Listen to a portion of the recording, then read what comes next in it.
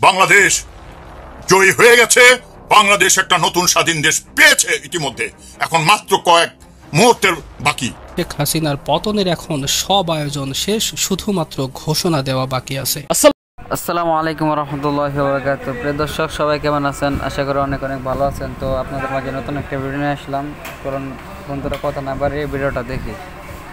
সরকার জনগণের সংবিধান হবে, তারপরে সবকিছু হবে। যারা এখন নির্বাচনের চিন্তা করছেন এগুলো বন্ধ করেন। আর সেনাবাহিনী লোক বলেছে আপনি নিশ্চিত থাকেন স্যার, সামরিক অভ্যুত্থান হবে না। আর কনস্টিটিউশনে নাই, তাহলে ইমার্জেন্সি কিসের? দেশে ইমার্জেন্সি চলছে, যুদ্ধ হচ্ছে, মানুষ মারা যাচ্ছে। অথবা আমি বলে দিচ্ছি, আজকের থেকে, এই মুহূর্তের থেকে র্যাবকে ডিসব্যান্ড করা হলো। র্যাপিড অ্যাকশন ব্যাটালিয়ন বলতে আর কিছু থাকবে না। অতএব সরকার নেই, সেনাবাহিনী বলে দিয়েছে গণ অভ্যুত্থানের অধীনে তারা, এবং জনগণের অধীনেই তো সেনাবাহিনী থাকবে দেশ রক্ষার জন্য। এই মাদার অফ মাফিয়াকে রক্ষার জন্য নয়। সবাইকে এটা বুঝতে হবে। বাংলাদেশ জয়ী হয়ে গেছে। বাংলাদেশ একটা নতুন স্বাধীন দেশ পেয়েছে ইতিমধ্যে। এখন মাত্র কয়েক মুহূর্তের বাকি। কোন সংবিধান নাই এখন। যদি চুপ্পু মনে করে ইমার্জেন্সি দিব, নো। এর চেয়ে বড় ইমার্জেন্সি আর কি হতে পারে? এতগুলো লোক হত্যা হয়েছে। এই প্রিয় ছাত্ররা যারা পাশ করে জীবন শুরু করবে, তারা জীবন শুরু করার আগেই ঝরে পড়েছে। তুমি আবার আলোচনার কথা বলছো। আমি আজকে ঘোষণা দিচ্ছি, স্বরাষ্ট্র মন্ত্রণালয়ে যারা আছো, আদেশ করে দাও। ওয়াকার, তোমাকে বলছি, আমি তোমাকে ধন্যবাদ জানাচ্ছি। তুমি জনতার পক্ষে এসেছো, এজন্য অত্যন্ত সর্বশ্রেষ্ঠ পুরস্কার তোমার জন্য অপেক্ষা করছে।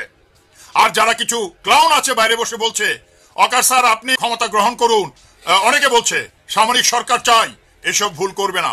জনগণের সরকার, সামরিক সরকারের নামে আগে এই সামরিক বাহিনীকে ব্যবহার করেছে, আর এই জোহরের মতো হত্যা করেছে পরবর্তীতে ব্যবহার করে। এটা আর হতে দেওয়া হবে না। প্রিয় দর্শক, দয়া করে না টেনে সম্পূর্ণ ভিডিওটি দেখবেন। এক দফা দাবিতে সারা দেশে হাসিনার পতনে রাজপথে নেমেছে সকল স্তরের জনগণ। ঢাকায় রাজপথ পুলিশ এবং ছাত্রলীগ শূন্য। বিজয়ের মাহেন্দ্রক্ষণ খুব নিকটবর্তী। গণ অভ্যুত্থান ঘটে গেছে ইতিমধ্যেই। সারা দেশে সব জায়গায় আওয়ামী লীগের নেতাকর্মীরা অস্ত্র হাতে নেমেছে। এরপরেও জনগণের ধাওয়া খেয়ে তারা পালিয়ে গেছে। বেশিরভাগ জায়গায় পুলিশ নিষ্ক্রিয় ভূমিকায় ছিল, যদিও শেখ হাসিনার হাইকোর্ট আজকে বলেছে পুলিশ চাইলে সরাসরি গুলি করতে পারবে। গতকাল পুলিশের বেশ কিছু উচ্চপদস্থ কর্মকর্তা ছাত্রদের আন্দোলনের সাথে সংহতি জানিয়েছে। এছাড়াও সেনাবাহিনী জনগণের বুকে গুলি চালাবে না বলে স্পষ্ট জানিয়ে দিয়েছে সেনাপ্রধান ওয়াকারুজ্জামান। জাতিসংঘের শান্তিরক্ষী মিশনকে বাঁচাতে হলে সেনাবাহিনীকে জনগণের কাতারে আসতেই হবে। জনগণ যদি শেখ হাসিনার গণভবন দখল করতে যায়, তাহলে সেনাবাহিনী জনগণের পক্ষে থাকবে বলে একাধিক সূত্রে জানা গেছে। আওয়ামী লীগের বহু এমপি মন্ত্রীরা ইতিমধ্যে দেশ ছেড়ে পালিয়ে গেছে। শেখ হাসিনার পতনের এখন সব আয়োজন শেষ, শুধুমাত্র ঘোষণা দেওয়া বাকি আছে। যারা মোচে তা দিচ্ছেন যে তত্ত্বাবধায়ক সরকার একটা হবে, নির্বাচন হবে, ভুলে যান, তাহলে এই জনগণ ঘরে ফিরবে না। তাই হাসিনাকে বলবো, আর রক্ত নয়, তোমার ভারতীয় বাহিনীকে সরিয়ে দাও। আমাদের সেনাবাহিনী জেগে উঠেছে এবং এই 10 পাতা অনুযায়ী কাজ করবে, ঘোষণা দাও, তাহলে সবকিছু ঠিক হয়ে যাবে। যদি না দাও, তুমি তো নাই, ইউর গন। অতএব সে অনুযায়ী কাজ হবে, আমি যেটা বলছি। এবং তারা এটাও রিকোয়েস্ট করেছে সেনাবাহিনীর যে স্যার আপনি বলে দেন সে মাফিয়া হাসিনাকে, সে যেন ভারতের যে লোকদের নিয়ে আছে তাদেরকে উইথড্র করে, নালে আমরা তাকে আক্রমণ করব। জনতার পক্ষে কোন সামরিক অভ্যুত্থান নয়। এখানে কোন ছাত্ররা কোন সামরিক অভ্যুত্থানের নামে নামেনি, দেশ রক্ষায় নেমেছে। আর দেশ রক্ষা মানে হচ্ছে জনগণের সংবিধান, যেটা গত 53 বছর ধরে ছিল না। এটা বুঝতে হবে সবাইকে। এবং আমি কথা দিচ্ছি, কাউকে স্পর্শ করা হবে না। আগে কি হবে? আগে নতুন সংবিধান হবে। কোথায় হবে? এই সংসদ ভবনে। তারাই হবে সমন্বয়ক যাদের সন্তান মারা গেছে, যাদের তাই সেই বাবা মা বা ভাই বোন যারা মারা গেছে, যারা আহত হয়েছে, যারা এখনো রাস্তায়, যারা সংগ্রাম করছে, আমার কাছে সবারই লিস্ট আছে। তারাই হবে সমন্বয়ক এবং 10 পাতা অনুযায়ী রাষ্ট্র পরিচালনা হবে। এখানে দেওয়া আছে, ভয়ের মাধ্যমে রাষ্ট্র চলতে পারে না। জনগণের ট্যাক্সের টাকা দিয়ে এই র্যাব তৈরি করবে আর জনগণকে হত্যা করবে, এটা চলতে দেওয়া যাবে না। বাংলাদেশ বিশ্বের মধ্যে অত্যন্ত শান্তিপূর্ণ একটি দেশ হবে। অত্যন্ত রুল অফ ল যাকে বলে, আইনের শাসন এবং আইনের প্রয়োগ, এবং আইনের প্রয়োগ যেন জনগণ করতে পারে, সেই জন্য জনগণের সংবিধানের কথা বলা হয়েছে। বিচার হবে নিয়ম অনুযায়ী। আর আদালত নাই, সংবিধান নাই, সরকার নাই, তো তুমি কোথাকার সরকার হাসিনা? এটা তো এই 10 পাতাতে বলা আছে। এখন জনগণ হয়ে গেছে এই দেশের মালিক। এই অনুযায়ী যারা শহীদ হয়েছে, আবু সাইদের মতো বীর, যে রংপুরে চিন্তা করা যায় দেশের জন্য দাঁড়িয়ে সে বুকে গুলি, সেই হায়নাদের গুলি সে গ্রহণ করেছে।